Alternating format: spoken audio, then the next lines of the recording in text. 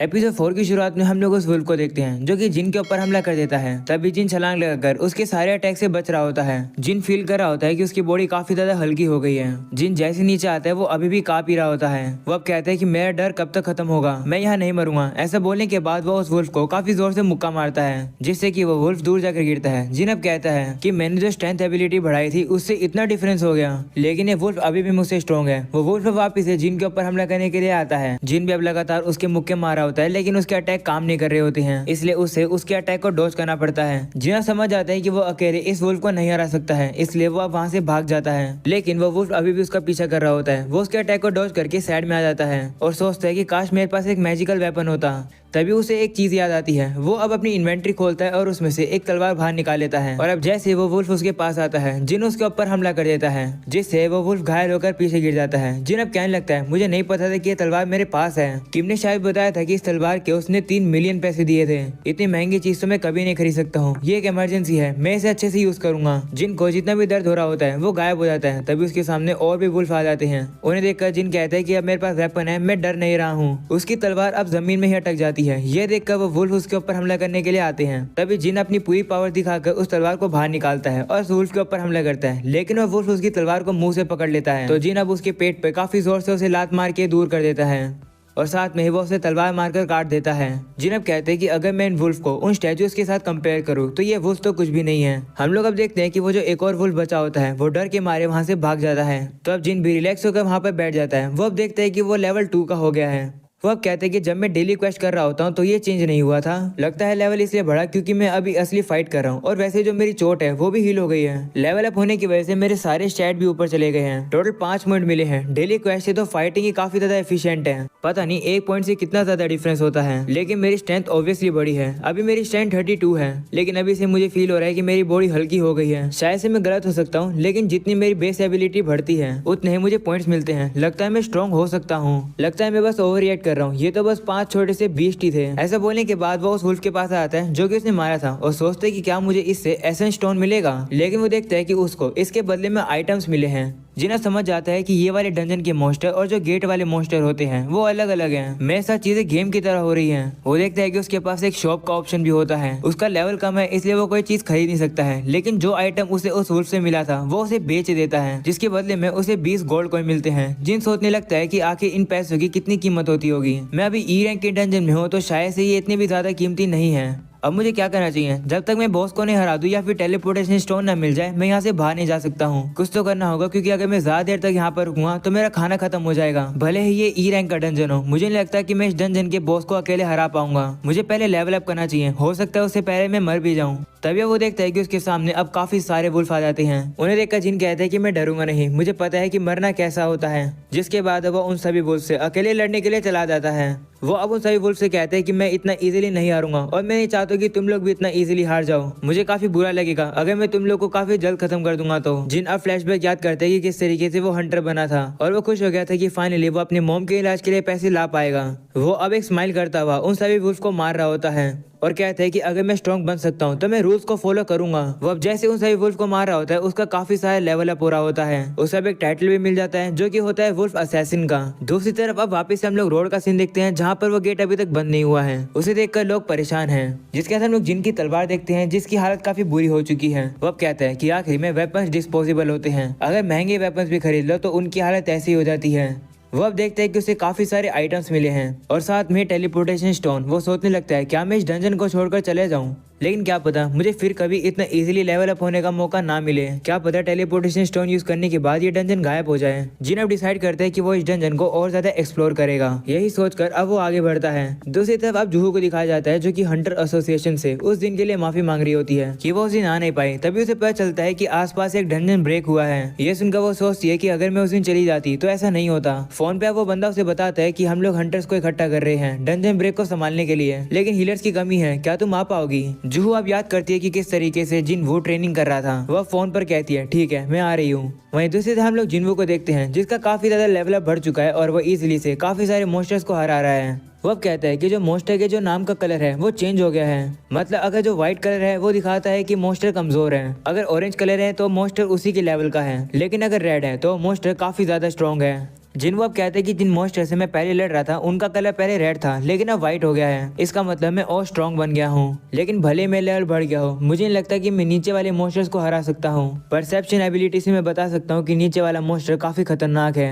मुझे नहीं लगता कि मैं और ज्यादा लेवल बढ़ा सकता हूँ और अगर मैंने और फाइट करी तो मेरी जो स्वॉर्ड है वो टूट सकती है। चलो देखा जाएगा। ऐसा बोलने के बाद जिन वो अब नीचे चला जाता है। वो अब नीचे स्टेशन पर आ जाता है। वो कहने लगता है कि ये जगह बिल्कुल वैसी नहीं लग रही है जैसा मैं पहले जानता था। तभी अचानक से पानी में से एक मॉन्स्टर बाहर निकलकर उसके ऊपर हमला कर देता है, जिससे कि वो दूर दीवार पर जाकर लगता है और उसकी तलवार भी टूट जाती है और अब वो मॉन्स्टर सामने आता है। दरअसल वो मॉन्स्टर एक काफी बड़ा स्नेक होता है और उसका जो नेम होता है वो ऑरेंज कलर में होता है। वो देखकर जिन वो समझ जाता है कि ये मॉन्स्टर यहाँ का बॉस है। उसे पता चल जाता है कि ये स्नेक इतना ज्यादा पावरफुल है कि वो उसके आर्मर स्केल को इतना इजीली तोड़ नहीं सकता है। उसकी तलवार तो टूट ही चुकी है तो वो हाथों से इसे लड़ ही नहीं सकता है। वो स्नेक अब उसके ऊपर हमला करता है। वहीं पर जिनवू अपनी टूटी हुई तलवार से उसे रोकने की कोशिश करता है, लेकिन अब वो स्नेक एकदम से घूमकर जिनवू के ऊपर काफी जोर से हमला करता है। जिनवू को लगने लगता है कि अगर वो अटैक उसे लगा तो वो मर जाएगा, लेकिन अब वो सीधा आकर पानी में गिरता है। वो स्नेक भी अब उसके पीछे आता है तो जिनवू जल्दी से बाहर निकल जाता है, लेकिन वो स्नेक उसके ऊपर हमला करके उसे वापस से दूर गिरा देता है। इस बार वो स्नेक पूरी ट्रेन को ही उठाकर जिनवू के ऊपर फेंक देता है। जिनवू अब भागता हुआ वहां से कहता है कि मुझे लगा कि मैं स्ट्रॉन्ग हो गया हूँगा,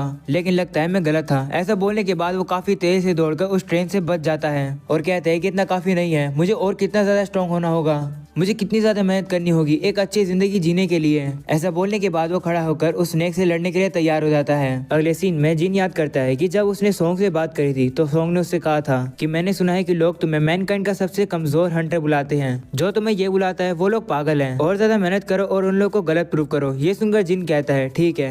सीन एपिसोड का आता है जहाँ पर जिन उस स्नेक से काफी बुरी तरीके से पिट रहा होता है। जिन अब कहता है कि हमेशा से लोग मुझे चिढ़ाते आ रहे हैं क्योंकि मैं कमजोर हूँ, मुझे भी खुद पर शर्म आती है। अगर तुम ताकतवर होते हो तो तुम किसी भी सिचुएशन में चले जाते हो एक एडवांटेज के साथ, लेकिन अगर तुम कमजोर हो तो स्ट्रॉन्ग लोगों के खिलाफ तुम कुछ भी नहीं कर सकते हो, बस वहीं पर खड़े रहकर डरते रह सकते हो। लोग तुम्हें नीचा दिखाते हैं जब तुम कमजोर होते हो। जब कोई स्ट्रॉन्ग पर्सन के साथ लड़ रहा होता है तो कोई भी तुम्हें बचाने नहीं आता है, सभी लोग अपना फायदा देखते हैं। काइंडनेस मुझे नहीं बचा सकती है, इसे मुझे स्ट्रॉन्ग बनना होगा। वो स्नेक अब उसके ऊपर वापस से हमला कर देता है, लेकिन अब वो वापस से खड़ा हो जाता है और इस बार वो कांपता नहीं है और कहता है कि मुझे और स्ट्रॉन्ग होना होगा। वो वापस से अब उस स्नेक के ऊपर हमला करने लगता है और कहता है कि ये तो कुछ भी नहीं है, इससे ज्यादा खतरनाक तो वो स्टैचूज थे, इस स्नेक से लड़ना इजी है। वो अब जाकर उस स्नेक के ऊपर छलांग लगाकर उसके ऊपर हमले करने लगता है। वो स्नेक भी काफी उछल कूद कर रहा होता है तो जिन अब उसे पकड़ लेता है और कहता है कि मैंने अपनी स्ट्रेंथ को बढ़ाया था। ऐसा बोलने के बाद वो अपने हाथ को उस स्नेक की बॉडी के अंदर पूरी तरीके से गाड़ देता है। इस वजह से स्नेक को दर्द होने लगता है और अब वो इधर से उधर दौड़ने लगता है, जिससे जिन घायल हो जाता है, लेकिन फिर भी वो हार नहीं मानता। वो कहता है कि मुझे पता है कि मैं स्नेक को यहाँ पर मार दूंगा। वो अब अपनी पूरी ताकत लगाकर स्नेक को कुचल देता है और अब वो उसे मार देता है, जिससे कि उसका और ज्यादा लेवल अप हो जाता है और वो कहता है कि लगता है मैं और ज्यादा स्ट्रॉन्ग हो गया हूँ। वो देखता है कि उसे एक वेपन भी मिल गया है जो कि फैंग से बना हुआ है। ये उसकी पिछले स्वॉर्ड से डबल पावरफुल है और इसके ऊपर पैरालिसिस और ड्रेन इफेक्ट लगा हुआ है। उसका अब एक और खतरनाक सी चीज मिली होती है तो उसे साइड में रख देता है क्योंकि वो थोड़ी सी खतरनाक है। जिसके बाद अब वो डंजन क्लियर हो जाता है और अब जिन अपने रियल वर्ल्ड में वापस आ जाता है। वो वहाँ से बाहर आता है और देखता है कि आसपास तो कोई भी नहीं है। वो सोचने लगता है कि क्या समय हुआ है। तभी एक ऑफिसर वहाँ पर आता है और उसे कहता है कि तुम वहाँ पर नहीं जा सकते हो, क्या तुमने ब्रॉडकास्ट नहीं सुना? तो जिन कहता है कौन सा ब्रॉडकास्ट? तो वो ऑफिसर उसे कहता है मजाक मत करो, तुमने वो ब्रॉडकास्ट जरूर सुना होगा। वो अब उसके वेपन को देखकर कहता है तुम एक हंटर हो ना, मुझे तुम्हें बैटल वाली जगह दिखाने दो, मेरे साथ चलो। जिन भी अब उसके पीछे जाने लगता है और सोचता है कि कुछ हुआ है क्या। वो अब देखता है कि शहर में तो मॉन्स्टर्स मरे हुए हैं। वो देखकर वो समझ जाता है कि डंजन ब्रेक हो गया है और गेट में से मैजिकल बीस्ट बाहर आ गए हैं। तो वो ऑफिसर उसे बताता है कि सारे मॉन्स्टर्स को तो हम लोगों ने मार दिया है, लेकिन एक बड़ा मॉन्स्टर बचा हुआ है। ये सुनकर जिन अपनी परसेप्शन एबिलिटी का यूज करता है और उसे पता चलता है कि यहाँ से थोड़ी दूर में ही एक बॉस है जो कि सभी लोगों के ऊपर हमले कर रहा है। उस मॉन्स्टर को देखने के लिए वहाँ पर काफी सारी भीड़ लगी हुई है। पुलिस वाले उन्हें रोक रहे होते हैं, लेकिन फिर भी वो लोग वहीं पर ही खड़े हैं। हम लोग को अब काफी सारे हंटर्स दिखाए जाते हैं जो कि उस बड़े से मॉन्स्टर से लड़ रहे होते हैं, लेकिन उस मॉन्स्टर को हराना काफी मुश्किल है क्योंकि उसके ऊपर काफी खतरनाक डिफेंस लगा हुआ है। उन हंटर्स को देखकर जिन वो कहता है कि ये तो काफी हेस्टली असेंबल टीम है, ये तो जीत ही नहीं पाएंगे। वो अपनी परसेप्शन एबिलिटी से देखता है कि उस टीम के अंदर 8 ई रैंक के हंटर्स हैं और 2 डी रैंक के हंटर। एक डी रैंक का हंटर तो टैंक है, इसी की वजह से वो लोग इस मॉन्स्टर को खत्म नहीं कर पा रहे हैं। जिन वो देखता है कि वहाँ पर 2 हीलर्स होते हैं, 2 डी रैंक के और एक बी रैंक की। और वो बी रैंक का और कोई नहीं बल्कि जूहू होती है। उसे देखकर जिनवू शॉक हो जाता है।